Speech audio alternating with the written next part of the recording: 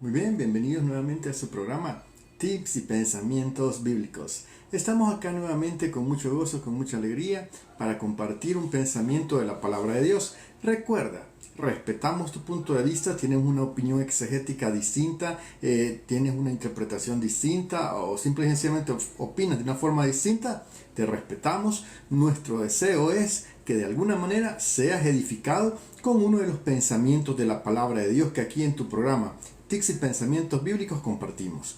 Recuerda, hemos venido estudiando lo que es el Salmo 14, estuvimos hablando de unos temas muy interesantes la oportunidad pasada y entre ellos hablábamos un poco de lo que era el ateísmo. Mencionamos de que muchas veces se da un ateísmo consistente en el cual la persona es conocedora de estudios, es conocedora de una ideología, es conocedora de preparación científica muy grande, la cual le orienta a pensar que Dios no existe. También hablábamos del otro punto de vista en la cual la persona pues prácticamente lo que tiene es una negación de la existencia de Dios y no tiene ningún apoyo de lo que interpretan, es solamente su personal punto de vista y le llamamos a esto en su momento un ateísmo práctico. Mencionamos de que prácticamente ambos tenían testimonios de parte de Dios, que le da a todo ser humano. Ellos tenían testimonios que les llevaban a ver el error, el hecho de que cuando ellos estaban negando a Dios estaban equivocados, pero hicimos mención en su oportunidad que a ambos el punto más difícil, la dificultad más grande que tenían es que ambos estaban determinados primero por su orgullo a no creer que puede existir un Dios. Por el caso de los ateos consistentes, mencionamos que ellos no podían creer, que ellos no podían tener ni una prueba científica que pudiera determinar la existencia de un Dios. En el caso de los ateos prácticos, ellos estaban ahí pues simple y sencillamente negando a Dios porque le es más fácil así pensar de que ellos pueden vivir su vida como ellos quieran y que nunca tendrán que rendir cuentas a nadie. Y en este punto también estábamos explicando de que los primeros 3 versículos hacían el planteamiento del salmista. Decíamos que este era un salmo sapiencial, en donde la persona, el salmista, empieza, guiado por el Espíritu Santo, inspirado por el Espíritu Santo, a expresar la situación de angustia, de aflicción, a expresar lo que él puede percibir. Y es así como llegamos hasta el versículo 3 y mencionábamos que no había ningún hombre que buscara a Dios y lo comparábamos porque recordamos que decía esta palabra: pero todos se han descarriado, a una se han corrompido, no hay nadie que haga lo bueno, no hay uno solo. Y luego de interpretar un poco esta porción de la palabra, hicimos una pausa. Y en esta oportunidad vamos a continuar con los últimos 4 versículos de este salmo, un salmo corto, pero con muchas riquezas de la palabra de Dios. Así que vamos a estar considerando la segunda parte de este estudio bíblico del Salmo 14 y hablando de la defensa de Dios a su pueblo. Ciertamente puede ser en un punto de la vida que el pueblo de Dios sea llamado débil, sea llamado necio, pero no somos necios a nuestro corazón, que es engañoso, y tratamos de no ser débiles a la tentación. Así que basado en eso, vamos allá, la defensa de Dios a su pueblo, y consideremos el primer versículo, el Salmo 14:4, que fue por ahí donde nos quedamos, y vamos a considerarlo en esta oportunidad. Dice la palabra de Dios, Salmo 14:4: ¿acaso no tienen entendimiento todos estos malhechores, esos que devoran a mi pueblo como si fueran pan? Jamás invocan al Señor. Qué tremendo es la falta de misericordia cuando es manifestada por el ser humano, más en el caso del ateo práctico, porque dijimos también en su oportunidad que el ateo consistente muchas veces, no es una regla general, pero muchas veces no manifiesta un comportamiento amoral en su vida, vive bajo unos estándares de respeto para con las demás personas, pero debido a su orgullo que no puede probar o negar por una prueba científica que él haya creado la existencia de Dios, a pesar que tiene los testimonios de Dios, el ateo consistente debido a ese orgullo, pues no puede aceptar la existencia de un Dios, aunque no lo puede negar tampoco. Pero acá hablemos del ateo práctico, el cual es falto de misericordia. Recordemos que en la sociedad que nos movemos, en los tiempos en los que nos movemos, hay muchas personas que debido a circunstancias llegan a momentos de necesidad. Llegan a momentos en los cuales necesitan una mano amiga que les oriente, que les apoye, que les muestre pues el deseo sincero de tener una cierta, pues ponerse en el lugar de la otra persona y llegar ahí a un punto en el cual le puedan ayudar, le puedan orientar. Es decir, aunque la misericordia es algo que cada día el ser humano experimenta, porque la misma Biblia dice que Dios hace salir su sol sobre buenos y malos, aunque el ser humano lo experimenta día a día, muchas veces hace a un lado el hacer uso de misericordia con su semejante. Pues es un cuestionamiento a la lógica y a la razón del ser humano, porque la conciencia nos testifica lo que está bien. Estamos dotados de moralidad, la conciencia testificando, y por si fuera poco, el universo mismo y su diseño inteligente que nos grita: entended, Dios existe y Él ve tu corrupción.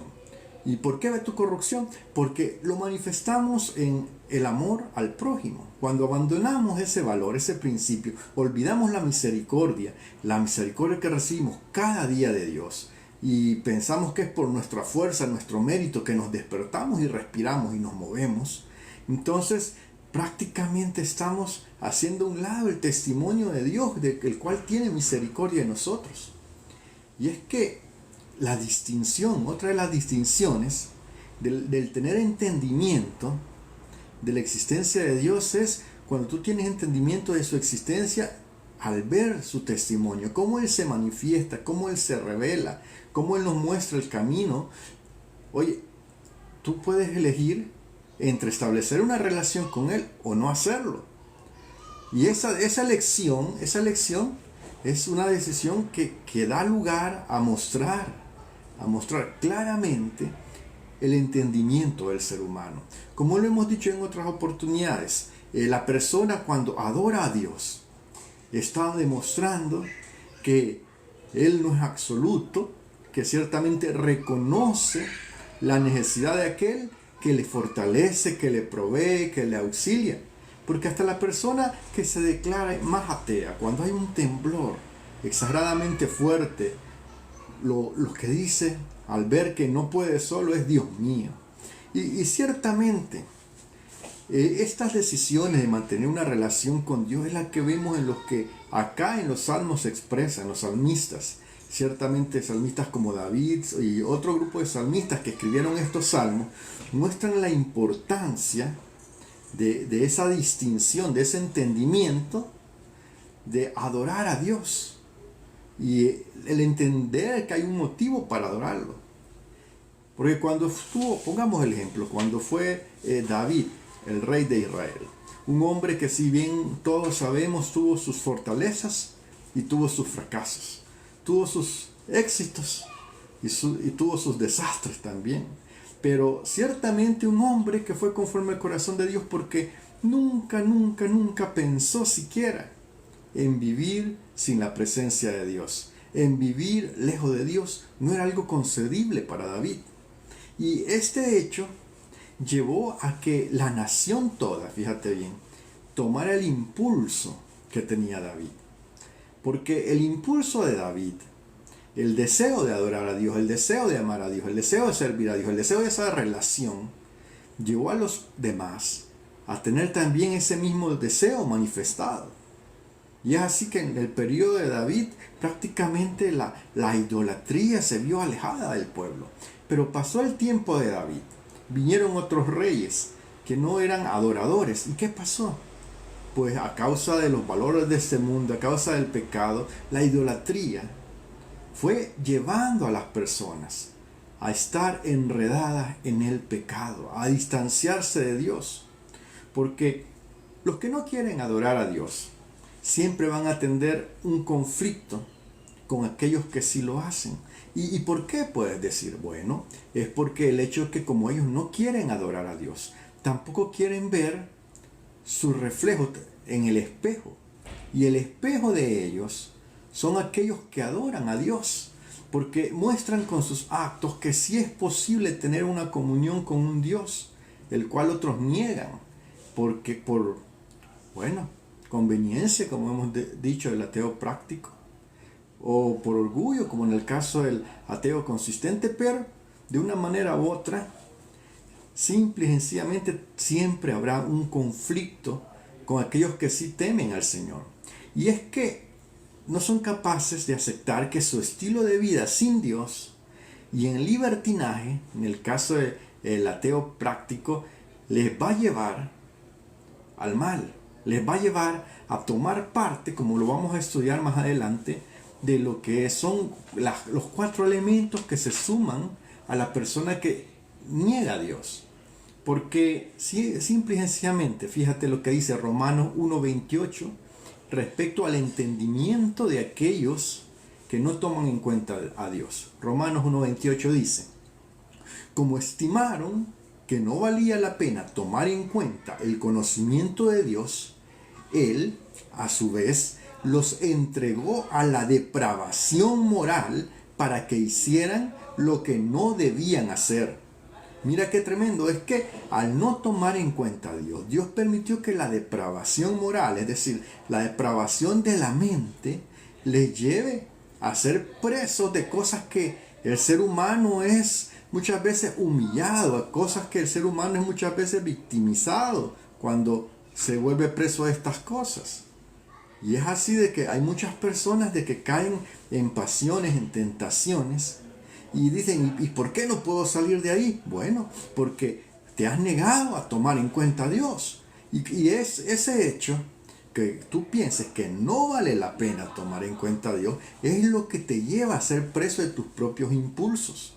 Ahora, fíjate bien, es que esta negación de Dios te va a llevar a 4 elementos. 1, la maldad. Número 2, la perversidad. Número 3, la avaricia.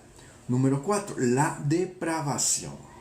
Porque si tomamos en cuenta lo que es la palabra de Dios, estas palabras que se reflejan en los Salmos también se reflejan en Romanos capítulo 1, es decir, se reflejan en el Antiguo y en el Nuevo Testamento.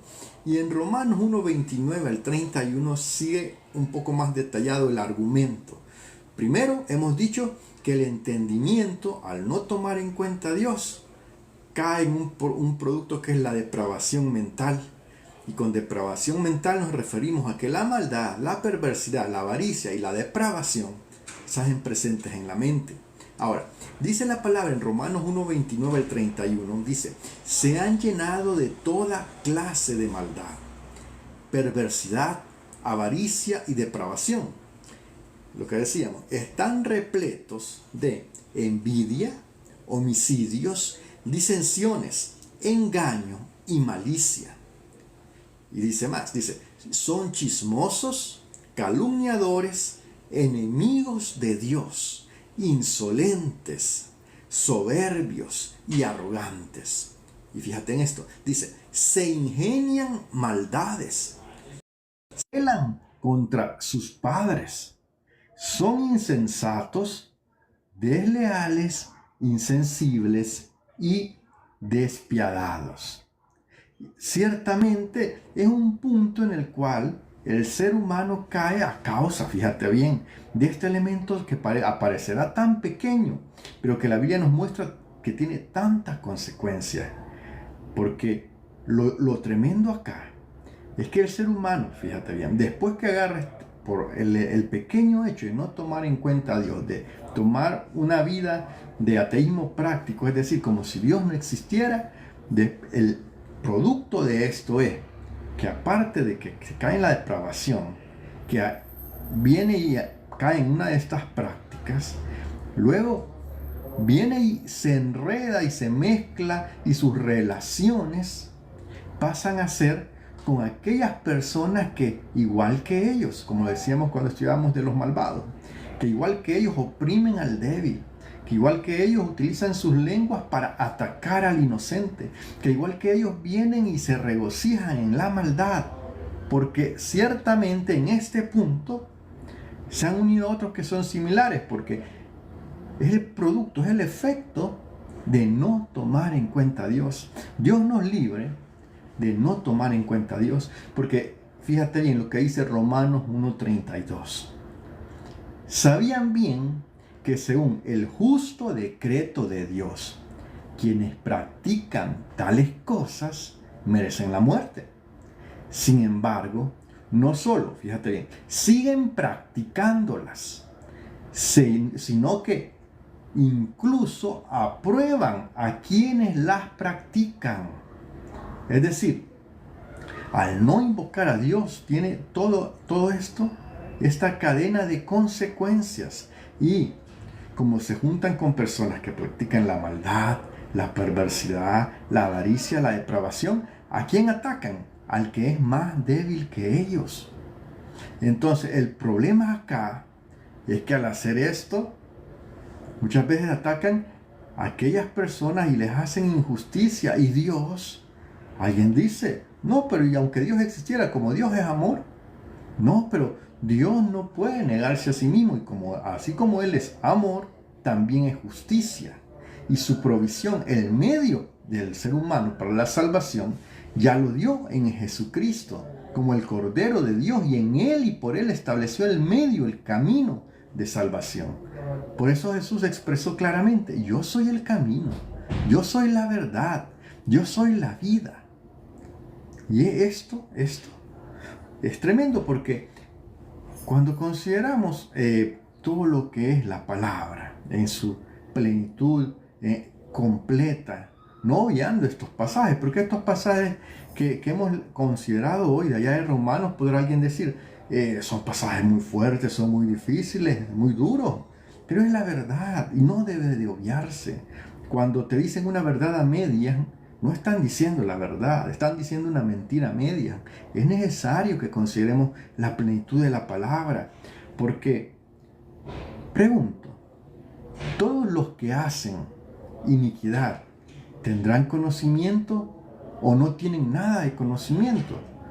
Pero fíjate bien, aunque parezca increíble, cuando pecamos, negando a Dios, pecamos contra nuestro entendimiento, porque nuestra razón, la lógica misma nuestra, protesta allá en el umbral de la rectitud, de lo moral, de lo que es íntegro, de lo que es recto, protesta contra nuestro proceder. Fíjate bien, pecamos contra nuestra conciencia. Las palabras descritas allá en el monte Sinaí, los mandamientos, lo que el ser humano sabe que por lógica es malo, es incorrecto, estamos oprimiendo, dañando a otros, aquellas cosas que por lógica el ser humano las sabe. Oye, practicarlas es ir contra nuestra conciencia que testifica.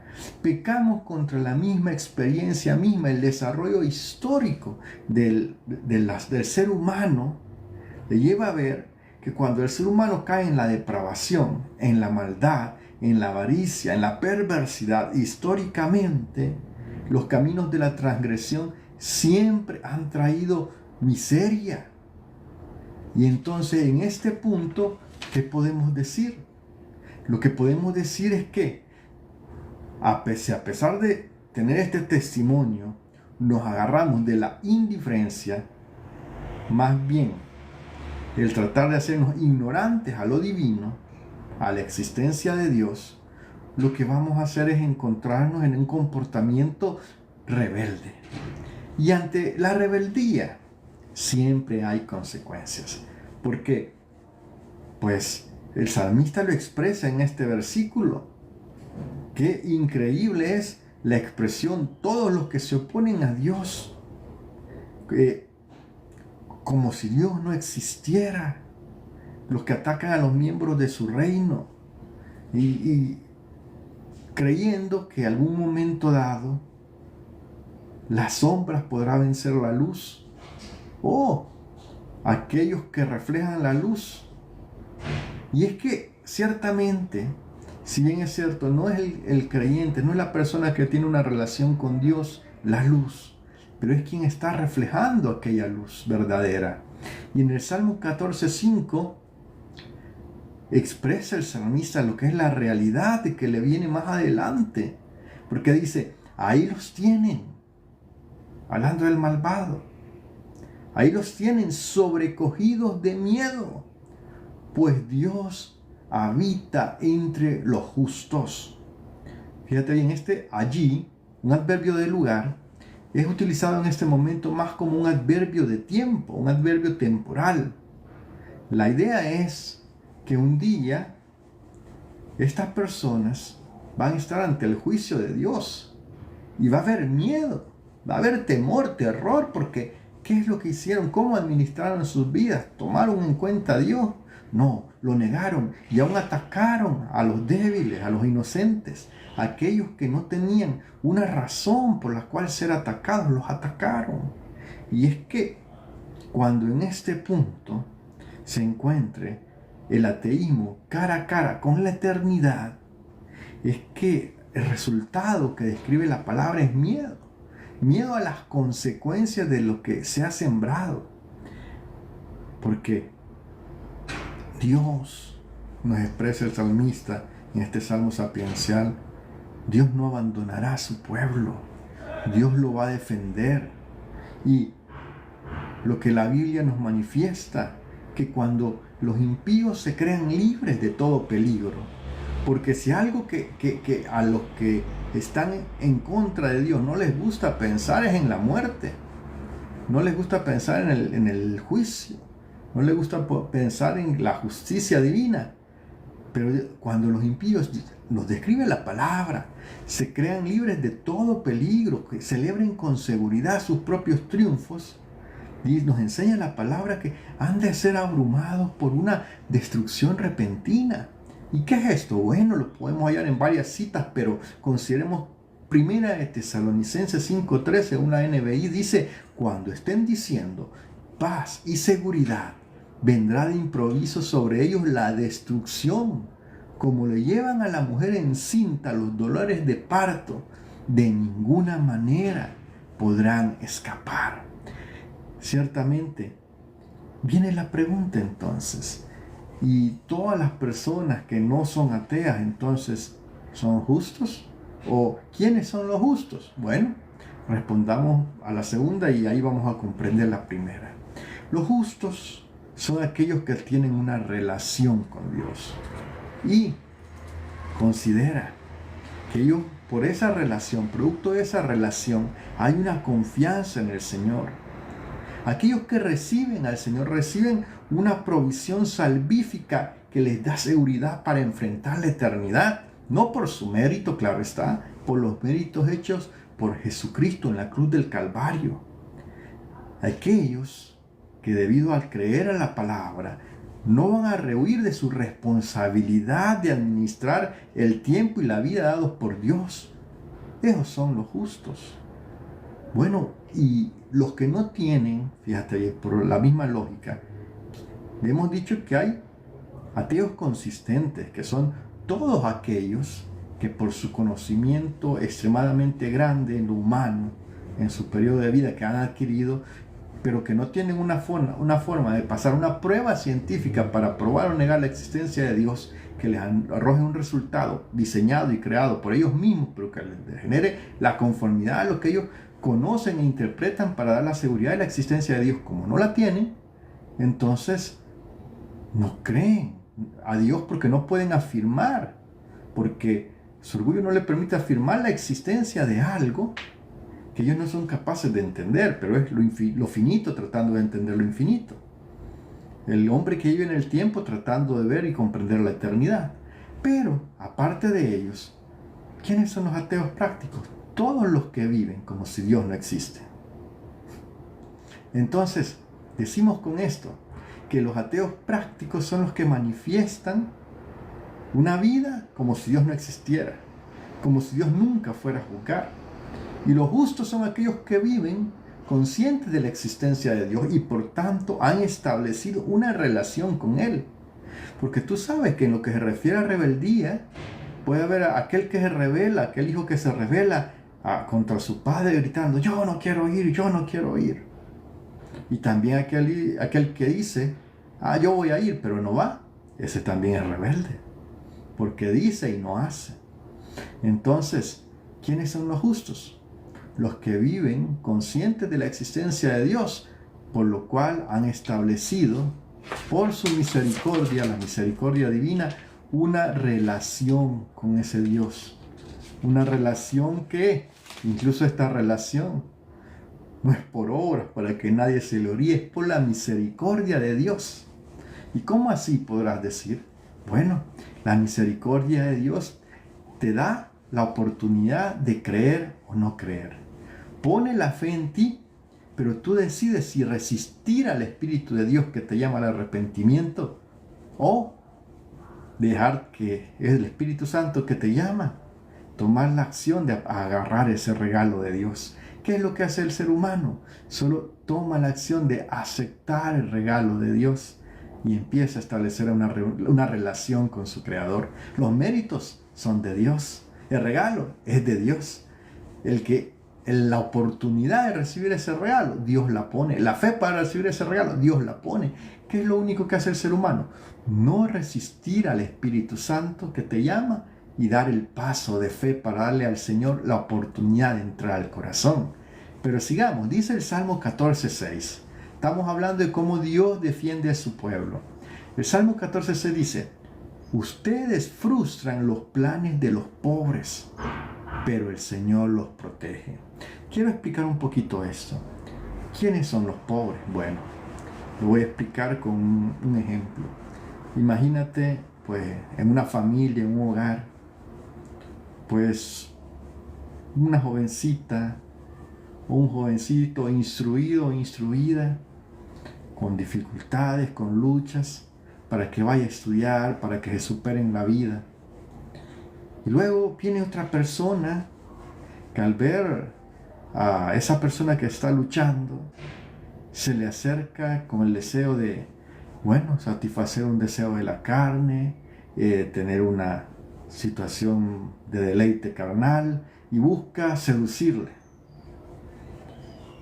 Pero viene la otra persona y le dice, no, ese caballero, esa señorita, yo estoy tratando de honrar a mis padres, hay un plan, ellos están esforzando porque yo me supere. Pero viene esta otra persona y empieza a maquinar, como con egoísmo, por satisfacer su necesidad, su deseo, su impulso, seducir a aquella persona y apartarla del camino, de los planes que con esfuerzo se han hecho para su superación. Bueno, cuando viene esa persona y viene y se la seduce, está frustrando el plan de superación que aquella persona había hecho, está frustrando el esfuerzo de una familia, está solo buscando su satisfacción y deseo personal. Y entonces botan las aspiraciones de aquel caballero, de aquella jovencita, haciendo uso de su seducción. Botan los planes de los pobres, de los que no tienen mucho, pero que están tratando de hacer las cosas bien. Dice la palabra de Dios que aquellos que hacen incluso competencias desleales, eso a Dios no le agrada. Balanzas injustas, a Dios no le agrada. Boca perversa, a Dios no le agrada. Esos negocios desleales que se hacen con tal de hundir a otra persona, no por una ganancia material, sino por hacerle daño a otro, a Dios no le agrada. Entonces, estos ateos prácticos que obran contra el pobre, contra el que se quiere superar, oye, a Dios esto no le agrada. Y es lo que viene a reclamar, y es lo que viene a defender el Señor. ¿Cómo es posible que por orgullo o rebeldía no solamente sean rebeldes y orgullosos ustedes, sino que también ataquen a los que quieren hacer las cosas bien, solo porque les testifican de que ustedes están haciendo las cosas mal con sus hechos? Vienen y los atacan. Tú te recuerdas de Caín, que mató a Abel. Caín hacía como quería, no seguía lo que Dios era guiado por Dios, no lo seguía. no trataba de honrar a Dios. Abel sí. Y Abel hizo lo bueno, pero Caín vino y lo mató. ¿Por qué lo mató? Porque Caín vivía como si Dios no fuera importante y Abel no lo hacía. Entonces, este punto llevó a Caín a matar a Abel. De igual manera, el Señor en estos tiempos de gracia, cosas de las primeras que expresó en el Sermón del Monte, allá en Mateo 5:3, dijo: dichosos los pobres en espíritu, porque el reino de los cielos les pertenece. Y ciertamente a los miembros del reino de los cielos es el Espíritu Santo el que les aconseja. Les dice: toma consejo sobre tu propia debilidad y verás que debes depender de Dios. Les dice: toma consejo sobre tus observaciones y ve el fin que está preparado para los malvados, y te asirás por ello más fuerte de la mano del Señor. Toma consejo de la Biblia y confía que la Biblia es la palabra de Dios. Es el sol que marca los tiempos, no son las denominaciones. Las denominaciones cual reloj pueden fallar, pero al mirar los cielos, tú siempre podrás ver la posición, la ubicación del sol y dejarte guiar por su resplandor, que va de aumento en aumento, hasta que el día es perfecto. Pues así de perfecta es la palabra, sin errores. Es tu ayuda, es la que tú te puedes sostener. Toma consejo de la experiencia y los testimonios y verás que Dios responde a aquellos que confían en Él. Debemos mantenernos firmes y no ser seducidos por los ataques del enemigo. De por sí a Dios no le agrada, pero tampoco le agradará cuando tropecemos. Y peor aún, es cierto, han de venir tropiezos, pero es necesario levantarnos. El éxito está en levantarse de los tropiezos. Si hemos tropezado, tú y yo debemos levantarnos. Oye, y no hacer caso a esa herramienta tan poderosa de los malvados, esa herramienta tan terrible como es la burla. Porque, óyeme, mi estimado, mi amado, mi estimada, ¿será que ellos se pueden burlar de ti? ¿Será que los malvados, los hipócritas, los rebeldes a Dios se pueden burlar de ti por tu proceder? Y se pueden reír de ustedes, pero jamás esa risa sacará al malvado del infierno cuando llegue el juicio de Dios. Nadie puede herir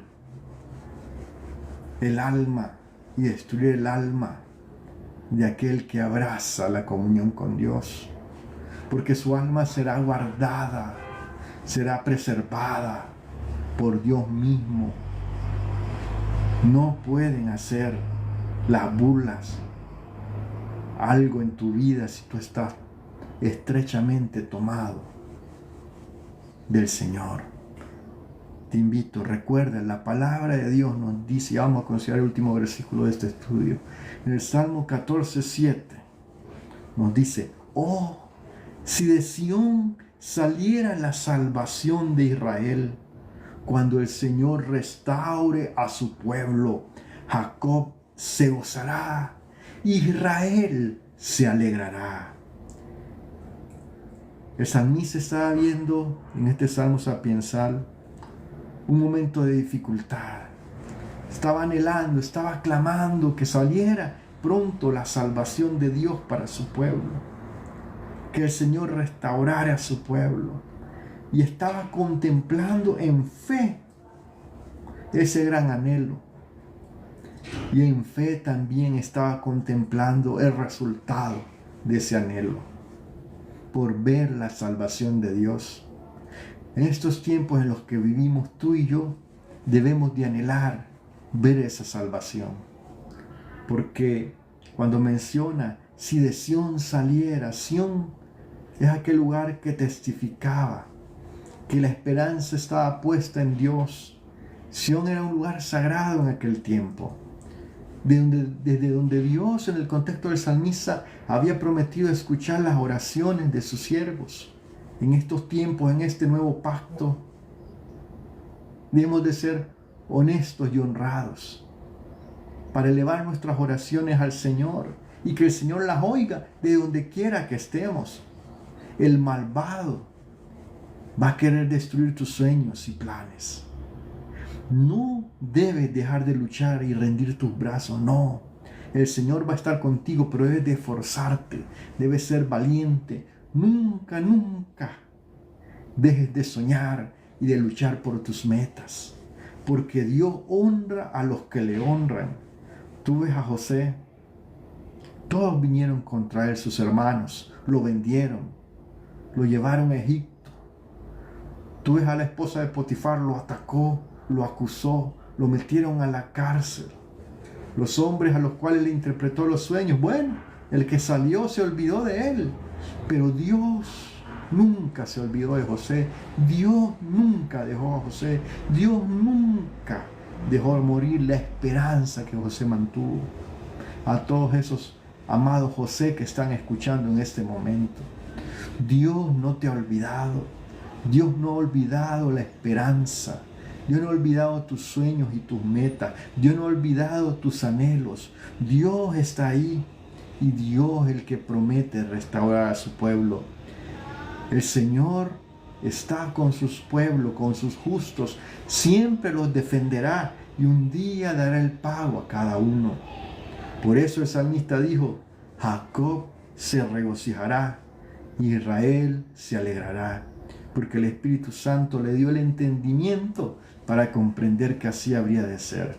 Y a ti que te quieres rendir, que te sientes cansado, que te sientes atribulado, que te quieres rendir y quieres dejar de luchar, no lo hagas. Ánimo, porque Dios lo está viendo a ese ateo práctico que vive como si Dios no existiera. Y ya está listo, cuando menos lo espere, está preparado el juicio. Y antes, pues más antes, está preparada la victoria para nosotros. Ahí donde estás, si tú nunca le has entregado tu vida al Señor, te invito a que lo hagas. Dios no tiene interés en un montón de palabras bien dichas.